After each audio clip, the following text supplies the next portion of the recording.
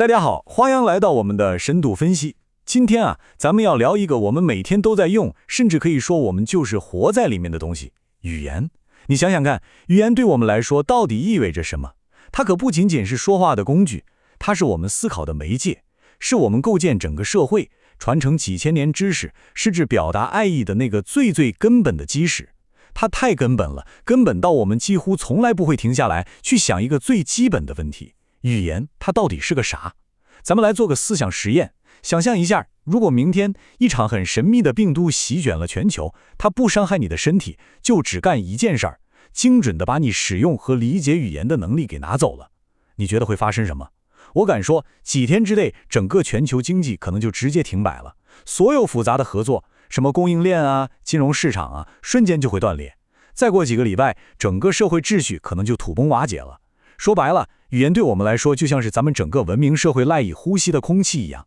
但是，就是这个我们赖以为生的东西，却充满了谜团。你想过没有？我们到底是怎么做到的？就凭着咱们喉咙里发出来的一连串声音，或是口上比划那么几个动作，就能在另一个人的脑海里唤起那么复杂的图像、情感和想法。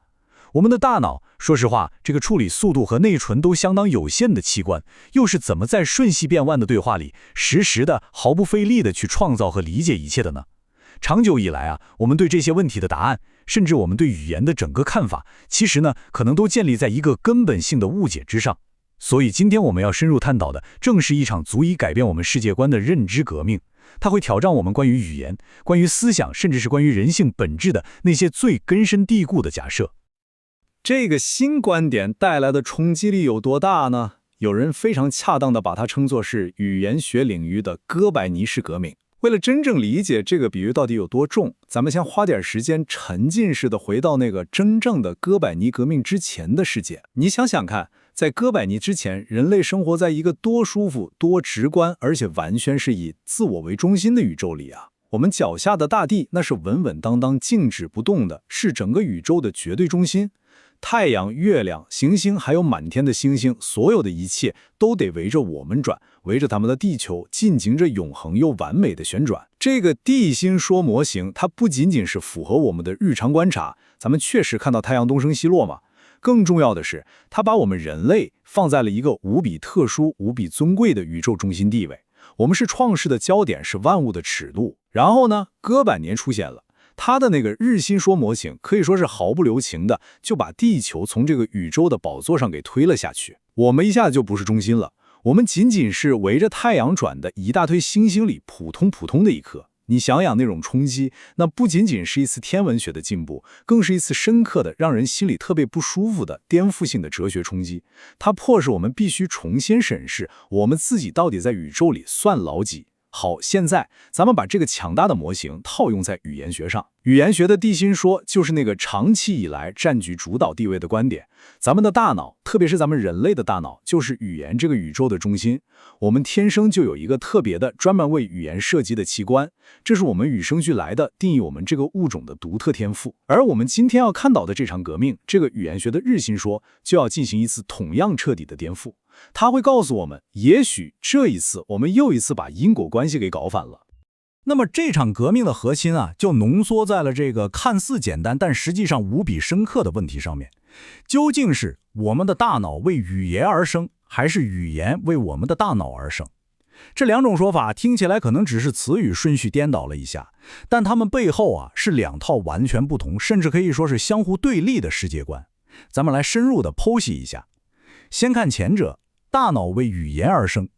这句话描绘的是一幅什么样的图景呢？是一幅生物决定论的图景。它意味着语言的能力是深深的、牢牢地刻在我们的基因蓝图里的。它是一种生物本能，就像鸟儿天生就会筑巢，蜘蛛天生就会织网一样，是写在基因里的程序。它是一份独一无二的遗传礼物，把我们人类和地球上所有其他的物种给明确地划分开来。在这个世界观里，我们是天生的语言使用者，我们的大脑里预装了一套能够理解世界上所有7000多种语言的底层操作系统，也就是后来我们所说的普遍语法。好，现在我们再看后者，语言为我们的大脑而生，这就完全是另一幅图景了，一幅文化演化的图景。他认为语言压根儿就不是什么生物本能，它更像是一种文化技术，就像轮子、弓箭或者我们现在用的书写系统一样。它不是被基因预装好的，而是在漫长的历史长河里被我们人类自己发明创造出来的。更关键的一点是，这项技术在成千上万年的文化演化中被不断的打磨、塑造、优化。它最终形成的这个样子，完全是为了去适应我们大脑这个硬件本身固有的，甚至是充满缺陷的特性。比如说，我们那极其有限的短期记忆力，还有相对比较慢的处理速度。所以你看，这就不再是一个关于我们拥有什么天赋异禀的问题了，而是一个关于我们如何利用自身的局限来创造出强大工具的一个适者生存的故事。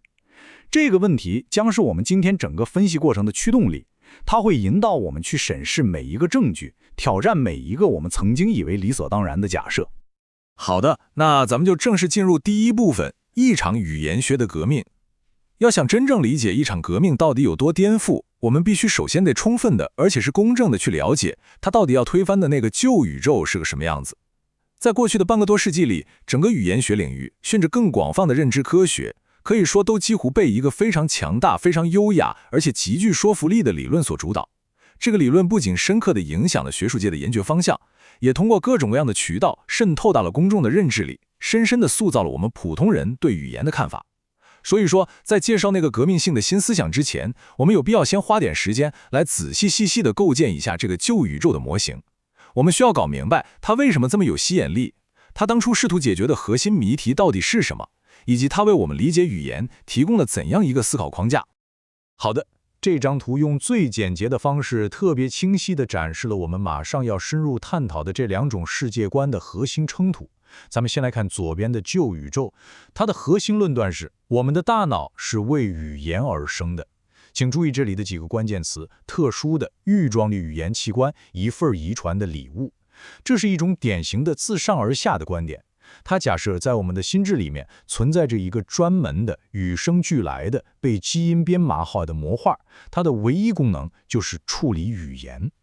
这就好像说，我们的心脏天生就是用来泵血的，我们的肺天生就是用来呼吸的一样，我们大脑里的这个所谓的语言器官，天生就是用来处理语法的。它是一个独立的、封装好的生物硬件。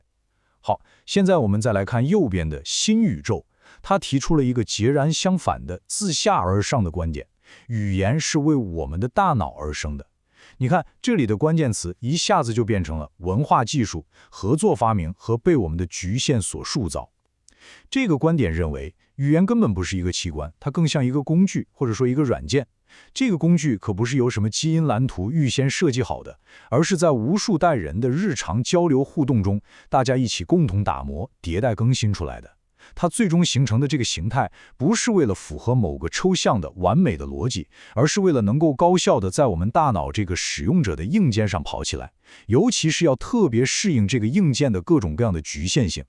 所以你看，一个把语言看作是生物本能，另一个呢，则把它看作是文化发明，这正是我们今天探讨的核心分歧所在。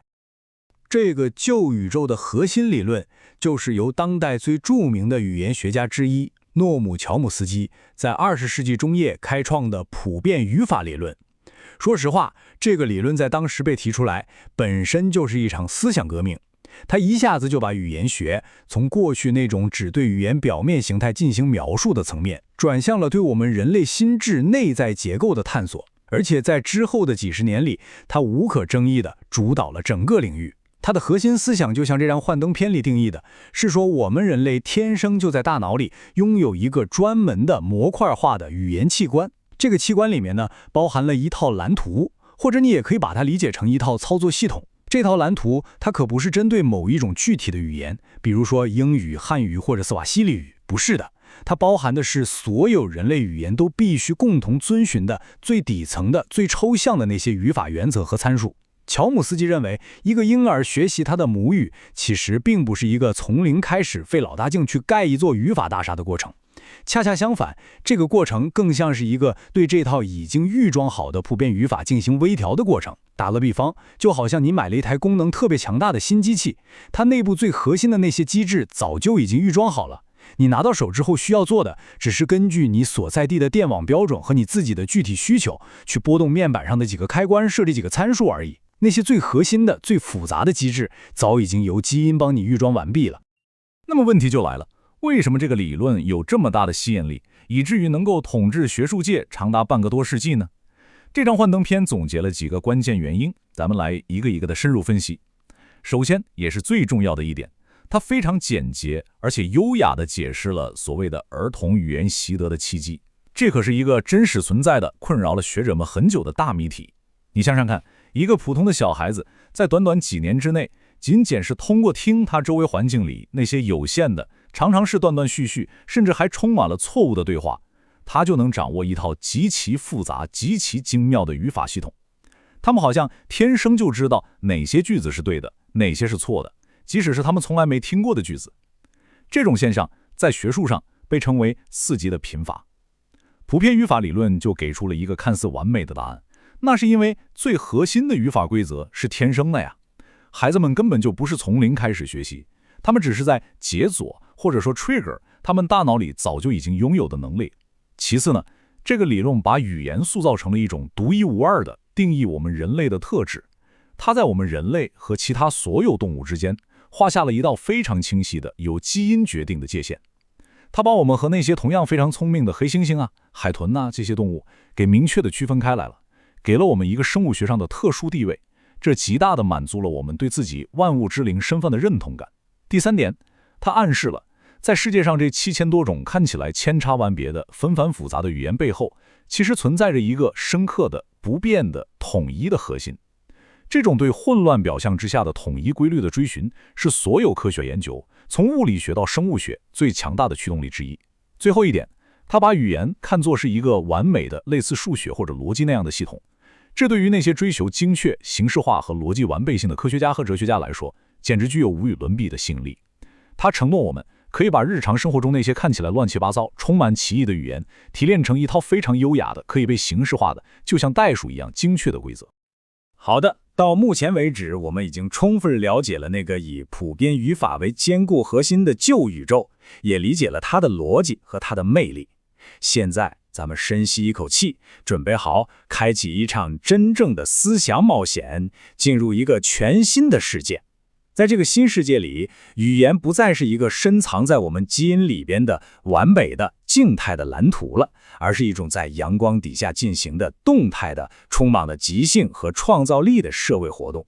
我们将要用一个新的、非常强大的隐喻来取代那个旧的语言器官模型。这个隐喻就是，语言是一场伟大的游戏。这场思想革命的哲学基石啊，很大程度上都来自于20世纪最具影响力的哲学家之一路德维希·维特根斯坦。尤其是在他后期的思想里，他提出了一个颠覆性的观点，就浓缩在这句名言里：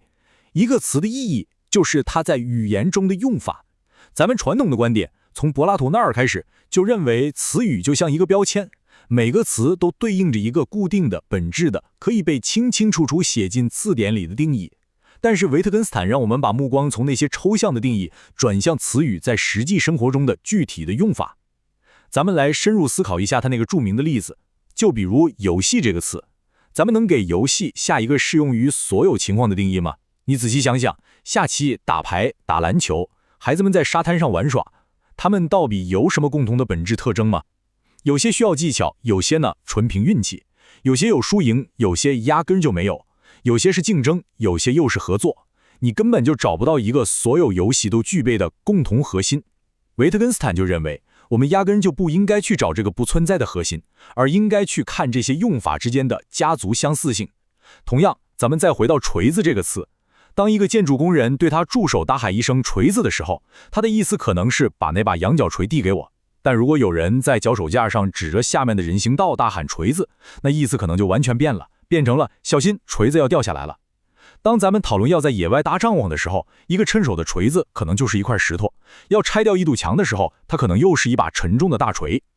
维特根斯坦认为，脱离了这些具体的使用场景，他管这个叫语言游戏，去讨论锤子这个词的抽象含义是毫无意义的。意义它并不像一个幽灵一样储存在词语里，而是在每一次的使用中，在玩家的互动中被动态地创造出来的。这种关于意义的新思想彻底重塑了我们对交流这个行为本身的理解。咱们看左边是旧模型，一个在工程学和早期认知科学里特别流行的模型，咱们可以生动地叫它瓶中信模型。这个模型最早是从信息论来的，它把交流看作是一个线性的单向的传输过程。你看啊，发送者脑子里有一个清晰的思想，也就是信息，他用语言规则这个密码本把这个思想编码成一串符号，就好像装进瓶子，然后通过某种渠道，比如说声波或者文字，也就是扔进大海，把它传送出去。接收者呢，再把这个瓶子捞起来，用同一套密码本把里面的符号解码成原来的思想。在这个模型里，意义是预先打包好的、固定的，接收者的角色就是个完全被动的解码器。但是这个模型根本就没法解释我们日常交流中大量的模糊性、弦外之音、隐喻和幽默。而右边的语言游戏模型呢，就提供了一个全新的，也更符合现实的视角。他认为交流不是被动的传输，而是主动的协作。它更像咱们都玩过的一种游戏，比如你画我猜，或者叫 charades。在这个游戏里，那个表演的人，他可不是在编码一个精确的信息，他是在提供一系列的线索。他可能会用动作、表情和各种即兴的表演来提示。而那个猜的人呢，他也不是在被动的叠码，他是在积极的、创造性的解读这些线索，结合他们对世界、对表演者的了解，来主动的构建意义。当猜的人喊出是泰坦尼克号吗？而表演的人那儿疯狂点头的时候，一次成功的交流就发生了。但是这个意义，它可不是由表演者单方面传递过去的，而是两个玩家合作，在那个当下共同创造出来的一个共享的理解。那么这种语言游戏在现实生活中到底是什么样子的呢？咱们来看一个特别极致的，简直可以说是教科书级别的案例。1769年，詹姆斯·库克船长的奋进号抵达了南美洲最南端的火地岛。咱们来详细拆解一下这个扣人心弦的过程。第一步，两个完全陌生的群体相遇了，他们的陌生程度是绝对的，他们之间没有任何共享的语言。欧洲人说的是印欧语系的语言，而当地号使人的语言属于一个完全不同的，现在已经灭绝了的语系。他们没有任何共享的文化，你想想，一方穿着维多利亚时代的马甲和马裤，另一方呢则披着兽皮。他们对世界的认识，对社会规范的理解也完全不一样。如果按照那个瓶中信模式，他们之间的有效交流应该是不可能的，因为他们压根儿就没有共同的密码本。第二步，游戏开始了。两个号使人小心翼翼地向欧洲人走近，他们先是展示了手里面的一些小木棍，然后做了一个非常关键的动作，把它们扔到了一边。这是一个关键的出招。他们在没有任何预设规则的情况下，即兴地创造了一个符号，一个强有力的信号。这个信号的意思大概就是，我们有武器，但我们不打算用，我们是来和平交流的。第三步，一场高风险的跨越文化鸿沟的你画我猜正式开始了。欧洲人理解了对方的信号，也开始用各种手势来表达友好的意图，比如摊开双手，表示自己没有武器。双方都在不断地试探、观察对方的反应，然后根据对方的反应来调整自己的出招。这完全是即兴的，没有剧本，每一步都充满了不确定性。第四步，游戏取得了惊人的成功。他们成功地交换了礼物和食物，号使人甚至放心地登上了奋进号参观。这个例子完美地展示了，即使在没有任何共同语言规则的真空地带，我们人类依然可以凭借我们内在的协作意愿和即兴创造的能力，从零开始，一步一步地建立沟通，创造共享的意义。库克船长和豪士人的这个例子也揭示了一个关于交流的深刻真相，我管它叫交际冰山模型。什么意思呢？就是说，我们说出口的那些单词、短语和句子，其实只是冰山露出水面的那一小角，是看得见的、明确的部分。真正支撑着我们去理解这些语言的，是冰山下面那巨大、隐藏但至关重要的部分。这部分包括了什么呢？包括了我们共同的文化背景、社会规范、价值观、历史记忆，以及我们对这个世界是怎么运作的共同认识。我举一个文学史上特别著名的例子，海明威的6个词微型小说。For sale, baby shoes, never worn。翻译过来就是出售婴儿鞋，从未穿过。就这么几个简单的词，为什么能唤起我们这么强烈、这么复杂的情感？因为我们的大脑在读到它们的一瞬间，就自动调用了冰山下面那个庞大的知识库。我们知道父母对新生儿的期待，我们知道婴儿鞋的象征意义，我们瞬间就脑补出了一个关于希望、失去和悲伤的完整故事。所有这些深刻的意义都不在那6个词里面，而是在我们共享的水下的那座巨大的冰山之中。库克船长和豪诗人的交流之所以那么艰难，那么充满挑战，就是因为他们几乎没有共享的水下冰山，他们只能在水面上一点一点的临时的用手势去构建最基本的共识。这也解释了为什么我们和家人、密友之间的交流可以那么高效，有时候一个眼神、一个词，对方就能心领神会，因为我们共享着一座巨大的冰山。如果说库克船长的故事是一次性的即兴的语言游戏，那么尼加拉瓜手语的诞生就为我们提供了一个无与伦比的活生生的实验。它向我们展示了反复的一代又一代地玩这个游戏，到底是如何能从无到有的创造出一门完整的、复杂的、具有丰富语法的语言的。这个过程特别迷人，咱们一步一步来看。在上世纪70年代之前，尼加拉瓜是没有聋人社区的，那些失聪的孩子都被隔离在各自的家庭里。他们每个人都只有一套自己和家人之间使用的非常简单的相似性的家庭手语，彼此之间根本没法交流。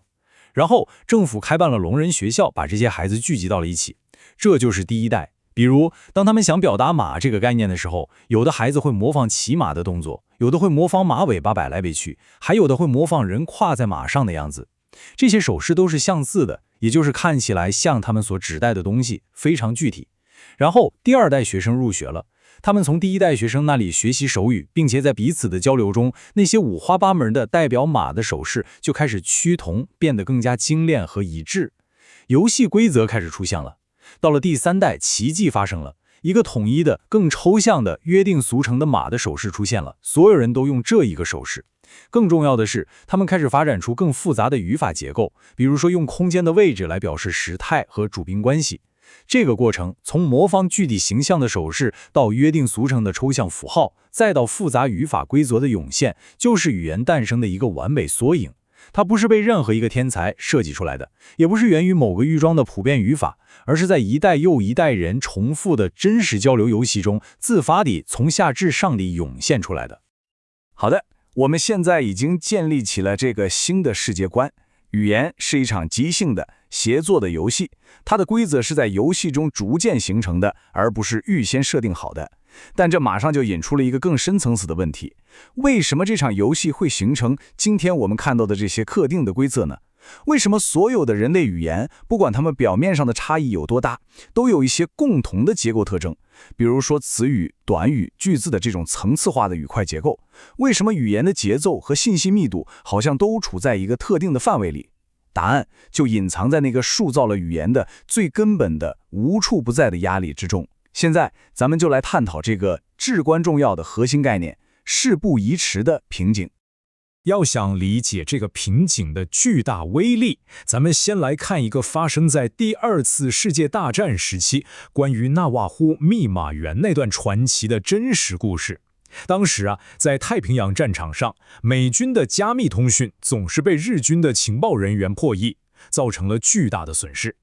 为了解决这个棘手的问题，美国海军陆战队想出了一个堪称天才的对策。他们征召了一批纳瓦呼族人，用他们那种独特的、结构非常复杂的母语来传递军事情报。这个方法取得了惊人的成功，纳瓦呼语成了盟军唯一没有被破译的密码。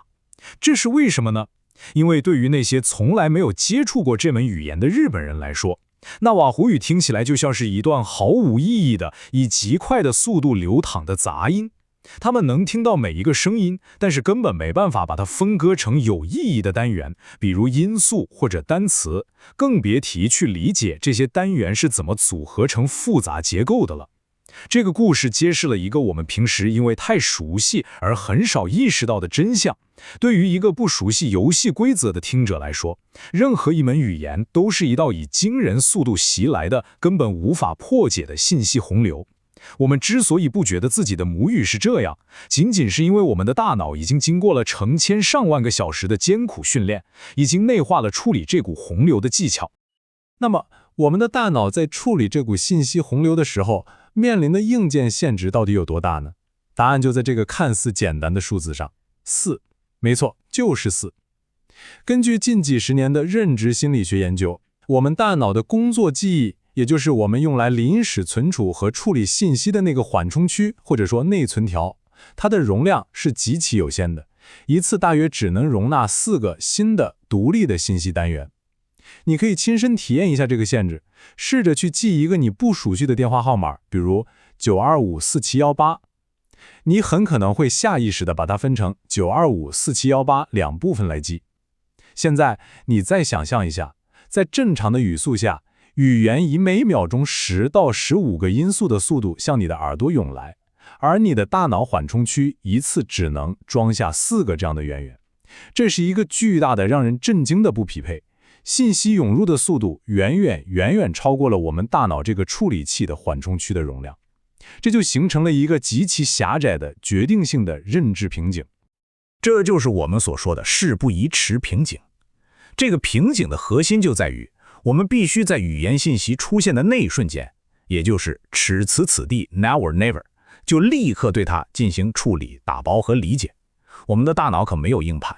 我们不能像下载一个文件一样，先把一段话完整的接收下来，存放在某个地方，然后再慢慢的、从容的去分析它的语法结构和含义。声波是转瞬即逝的，它一旦消失，它在我们感官记忆里留下的痕迹也只能持续不到1秒钟的时间。如果我们没有在那一瞬间抓住它、理解它，把它转化成更有意义的单元，那么这个原始信息就会被后面源源不断涌来的新信息给覆盖掉，永远的丢失了。语言的本质是线性的、实时的、不可逆的。这个严苛的、不容我们喘息的实时处理压力，是每一个语言使用者在每一毫秒的对话中都必须面对的根本挑战。因此，语言本身在它漫长的文化演化中，必然会形成各种各样的结构和策略，来帮助我们的大脑应对这个核心问题。如果你觉得这个认知瓶颈听起来还有点抽象的话，那咱们来看几个著名的、绝对能颠覆你常识的心理学实验，它们能生动地展示我们的大脑处理能力到底有多么有限和有选择性。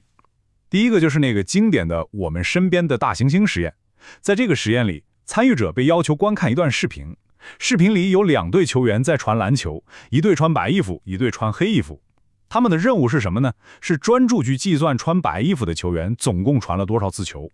就在他们专心致志的时候，一个穿着大猩猩服装的人会大摇摆摆地走进画面中央，面向镜头捶打自己的胸部，然后悠闲地离开。结果呢，实验结束以后，大约有一半的参与者在被问到的时候都坚称自己没有看到任何异常情况，他们完全没有注意到大猩猩的存在。这就是所谓的非注意盲视。另一个实验更贴近生活，一个实验人员在大学校园里向路人问路，就在他们热情交谈的时候，2个搬着一扇大门板的工人会从他们中间穿过，短暂地挡住视线。就在门板绑住视线的那一瞬间，那个问路的人被偷偷地换成了另一个身高、发型、衣着都完全不同的人。结果同样惊人，超过一半的路人在门板移开以后，完全没有注意到跟他们说话的人已经换了。这些实验无情地揭示了一个真相：我们对于自己感官世界的丰富感知，在很大程度上是一种错觉。我们以为自己看到了所有细节，但实际上我们的大脑只处理了我们当前任务所关注的那小部分信息，然后用这些碎片虚构出了一个连贯完整的画面。这个真相让事不宜迟瓶颈的问题显得更加严峻和真实。那么面对这个严苛的瓶颈，我们的大脑到底是怎么应对的呢？它进化出了一种极其强大而且高效的策略，那就是组块。咱们来亲身体验一下这个过程。请看左边这一串随机排列的字母 M U E G A G L E G A N A。现在我给你几秒钟时间，然后你闭上眼睛，试着回忆它。你很可能会发现，你只能磕巴巴地记住4、5个字母。这是因为你的工作记忆把每一个字母都当成一个独立的、没有意义的信息单元，很快它的容量就过载了。好，现在咱们再看右边，是同样的12个字母，只是顺序发生了改变。LANGUAGAME， 这一次你可以毫不费力的在一瞬间就记住全部12个字母。为什么会发生这样的奇迹？因为你的大脑不再把它们看作是12个独立的需要耗费内存单元了。恰恰相反，它利用你已经有的知识，自动的把它们组块成了2个你非常熟悉的有意义的单元 ：language 语言和 game 游戏。通过组块，我们把多个小元素打包成一个更大的有意义的单元，从而极大的加速了信息，减轻了工作记忆的负担。原本需要12的内存草草的任务，现在只需要2个就搞定了。这就是我们的大脑突破瓶颈的终极秘诀。这种强大的组块策略，在我们的日常语言处理中，是以一种多层次并行的方式，在毫秒之间实时进行的。它就像一条高效的、令人难以置信的流水线。第一步，我们耳朵接收到的原始的连续的声波，被我们大脑的听觉系统迅速的切割，组块成一个个独立的音素和音节。但是这些音节数量太多了，很快就会相互干扰，超出记忆范围。所以第二步，流水线立刻启动，我们的大脑会利用我们的词汇库，马上就把这些音节组块成我们熟悉的单词。比如听到 language， 它就不再是2个音节了，而是一个我们认识的词，这就为我们争取了宝贵的处理时间。但是单词流同样会很快超出我们的记忆极限。于是第3步，大脑又会利用语法知识，把单词组块成更大的单元，比如多词短语 The language game。最后，在第4步，这些短语被组块成完整的思想或者命题。整个过程从最底层的声音到最高层的意义，是一系列连续、快速、高度自动化的组块操作。正是这种分层级的不断压缩信息的组块能力，让我们能够在语言信息消失前的瞬间，就把它转化成有意义的可管理的单元，也就完美的解释了为什么全世界所有的人类语言都具有这种分层结构。这可不是什么巧合，也不是某个基因蓝图的规定，而是为了适应我们大脑认知瓶颈的必然演化结果。说白了，语言就是被塑造成了可被组块的样子。值得注意的是，这个事不宜迟瓶颈不仅深刻地影响着我们怎么去理解语言，同样也从根本上限制着我们怎么去产生语言。咱们说话的时候，可不是像写文章一样，先在脑子里把一个完整的、语法完美的句子全都规划好，然后再像打印机一样，一个词一个词的把它准确地输出出来。如果我们真的那么做，我们自己的工作记忆也会因为信息过载而崩溃掉。恰恰相反，我们采用了一种非常聪明的，类似于丰田汽车公司开创的那个准时制生产 just in time 的策略。也就是说，我们只在即将要说出某个词或者短语的那个瞬间，才把它提取到我们的意识中，并且进行规划。我们是边说边规划的，一个语块接着一个语块的即兴进行。我们常常感觉自己信口开河，在说出第一个词的时候，其实并不知道整个句子将如何结束。这其实就是这种准时制策略的真实体现。它是一种在严苛的认知限制下，为了最高效地利用有限的认知资源而演化出来的即兴创作过程，也解释了为什么我们的口语里充满了停顿、修正和不完整的句子。好的，到目前为止，我们已经理解了语言是怎么被事不宜迟瓶颈这个根本性的认知限制所塑造的。语言的结构就是为了可被组块而存在的。现在，咱们来探讨这个新模型带来的一个最深刻也最具有哲学意味的后果，它将如何彻底改变我们对意义本身的理解。我们会发现，意义并不是我们想象中那样坚实固定，像磐石一样，而是具有一种令人惊讶的流动的轻盈。咱们就以英语中 light 这个看起来很简单的词为例，请看这张幻灯片上列出的这些常见用法。A light meal 指的是热量少的餐食。A light color 是说颜色浅不深。Light music 指的是不严肃不沉重的音乐。A light jacket 是不重的夹克。A light punishment 是不严厉的惩罚。好，现在问题来了，在所有这些用法之间，到底存不存在一个共同的、本质的、核心的 lightness 的定义呢？你可能会说是不沉重，但这能解释浅颜色吗？你可能会说是不强烈，但这能解释低热量吗？我们很难找到一个能涵盖所有这些用法的核心定义。传统的观点认为，每个词都有一个核心定义，其他的用法都是从这个核心比喻性的衍生出来的。但维特根斯坦的家族相似性理论提供了一个更好的解释。它让我们想象一个大家族里的所有成员，有的成员有相似的高鼻梁，有的有相似的眼睛颜色，有的有相似的体型，有的有相似的走路姿势，但是任何一个单一的特征是所有家族成员都具备的，它们之间只有一张复杂的相互重叠交错的相似性网络。词语的意义也是这样， light 的这些用法就像一个家族，它们之间通过各种各样的隐喻和类比连接在一起，但是并没有一个共同的基因。意义不是一个固定的核心，而是一个由无数用法组成的不断延伸的家族。这就自然而然地带来了一个显而易见的巨大的悖论。如果词语的意义真的这么灵活、这么轻盈，甚至可以说是不确定的，那我们人类到底是怎么成功地进行日常交流的呢？如果每个词儿的意义都像一个变色龙一样，根据不同的语境不断变化，那我们的沟通怎么可能不陷入一片彻底的混乱和误解之中呢？这个问题似乎从根本上动摇了我们交流的根基。答案出乎意料的简单，而且充满了实用主义的智慧。我们之所以能顺畅的沟通，原因在于，在绝大多数的日常情境下，我们对语言的理解根本就不需要达到哲学家或者逻辑学家所追求的那种绝对的精确和深刻。我们的大脑这个在进化压力下形成的器官，它追求的不是绝对的真理，而是认知上的效率。因此，我们的理解往往只是足够好 ，good enough 就够了。我们的大脑非常擅长根据手头的任务和当前的语境，对听到的信息进行一种浅层的、启发式的、足够应付当下的处理。只要这个理解能让我们做出恰当的反应，完成交流任务，大脑就不会再浪费宝贵的认知资源去做更深度的逐字逐句的分析了。咱们来看一个特别经典的心理学实验，它完美地展示了什么叫做足够好的理解。这个实验被称为摩西错觉。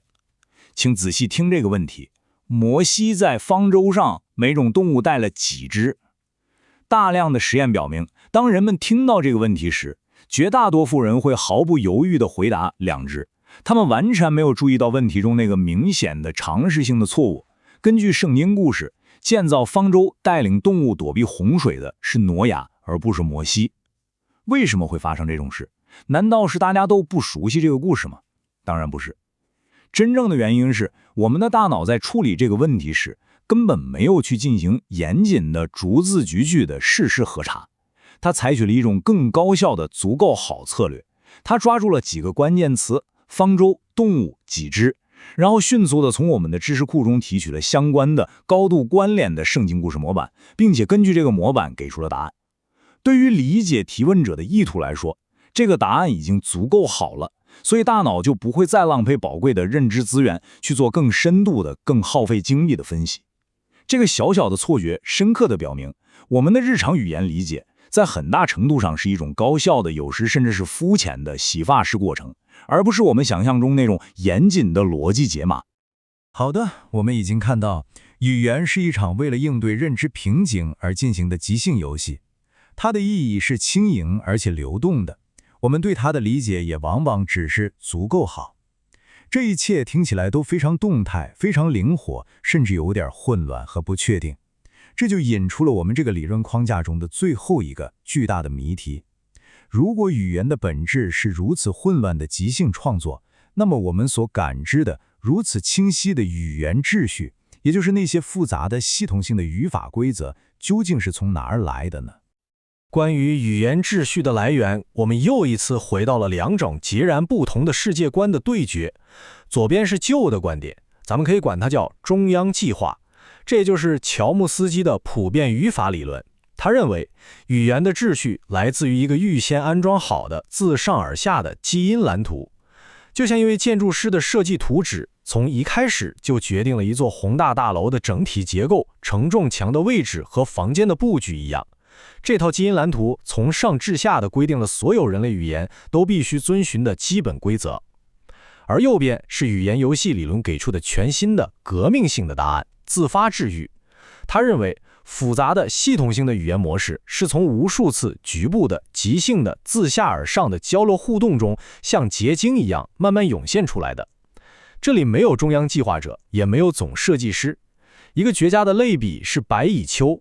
没有一只白蚁的脑子里拥有蚁丘的完整蓝图，每只白蚁只是遵循几条极其简单的局部规则，比如说闻到前面的同伴留下的信息素，就在这里放下你嘴里的泥土。但是无数白蚁的这些简单局部互动，经过时间的积累，最终却涌现出了一个结构极其复杂、功能完美的蚁丘。语言的语法就像蚁丘一样，是集体行为在时间的长河中自发形成的宏观秩序。这种自发秩序的观点啊，也为我们提供了一个全新的、更健康的视角来看待一个自古以来就不断出现的现象，那就是对语言衰败的恐惧。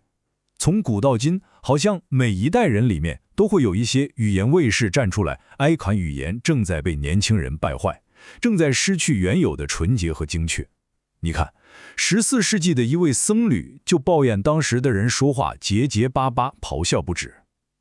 17世纪的文学巨匠，写出《格列佛游记》的乔纳森·斯韦福特，也曾经哀叹他那个时代的英语极不完美，而且每日都在堕落。1755年编纂了第一部权威英语词典的塞摩尔·宇航新，也悲观地警告说，语言有一种天然的退化趋势。而今天呢，我们听到的是各种评论员和长辈在担忧，短信缩写啊、网络用语啊，还有表情包啊，正在毁灭我们的语言。但是从自发秩序的角度来看，这些所谓的衰败，其实恰恰是语言生命力的体现。语言它不是一座需要被精心保护起来，防止风化的静态纪念碑，而是一个活的、不断演化的、动态适应使用者需求的生态系统。语言的变化不是腐化，而是演化。正是这种持续不断的变化，才使得语言能够不断的自我调整，来更好的服务于我们这个不断变化的社会的交流需求。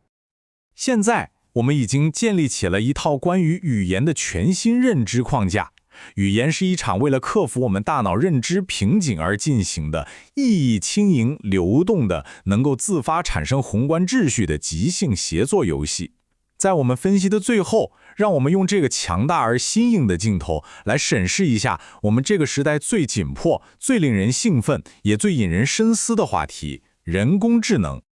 我们必须得承认一个惊人的事实，像 GPT-4 这样的大语言模型，通过分析人类历史上可能产生过的绝大部分文本数据，那可是数以万亿计的单词，在学习语言游戏的规则这方面取得了令人难以置信的成就。他们掌握了语言的统计模式、语法结构、风格变化和无数细微的意义关联。他们可以写出优美的诗歌，生成严谨的代码，回答复杂的问题，进行富有逻辑的对话。从表面上来看，从他们生成的文本来看，他们好像已经成为了这场伟大语言游戏的高级玩家，甚至在某些方面已经超越了我们人类。但最关键的问题是，人工智能和人类，我们玩的真的是同一场游戏吗？这让幻灯片揭示了两者之间可能存在的无法逾越的根本性差异。咱们来仔细对比一下，人类的语言游戏是在巨大的压力下进行的，它的玩家是一个具身的大脑。我们的思考和语言跟我们的身体感知、情感体验以及在物理世界中的互动是密不可分的。我们的记忆力极其有限，必须在那个事不宜迟的认知瓶颈下苦苦挣扎。而我们玩这场游戏的赌注是真实的、高风险的，比如满足现实世界的需求，比如找到食物，建立深刻的社会连接，比如获得友谊和爱情，甚至直接关乎我们的生存。而 AI 的语言游戏则完全不同，它的玩家是一个离身的系统，它没有身体，没有真实的感知，没有饥饿、快乐或者恐惧这些主观的情感体验，它的记忆和处理能力近乎无限，完全不受那个塑造了人类语言的事不宜迟瓶颈的困扰。而他玩游戏的目标不是为了实现某个现实世界的意图，而是一个纯粹的冰冷的数学目标，那就是基于他庞大的数学库，以最高的概率预测出下一个最合适的词是什么。这就引出了我们最后的也是最深刻的追问：一个从未感受过那种塑造了这场游戏所有规则的根本性的认知压力的玩家，一个从未体验过语言所服务的那些真实的生死攸关的生物需求的玩家，他能够真正的理解这场游戏吗？还是说他只是一个极其出色、无与伦比的模仿者，一个通过海量数据学会了所有棋谱，甚至能下出人类都想不到的精妙棋局，但却永远无法体会到游戏本身的乐趣、痛苦和意义的玩家？我们今天所探讨的这一切，最终指向一个发人深省的结论：语言的结构、意义的本质，都深深地根植于我们作为人类的生物局限性之中。正是我们的不完美，我们有限的记忆，我们必须在压力下即兴创造的能力，才造就了语言的智慧与创造力。而一个没有这些不完美的智能，他所玩的语言游戏，或许将永远与我们的不同。这个问题以及它背后的答案，将深刻地定义我们与人工智能共同的未来。感谢各位的收看。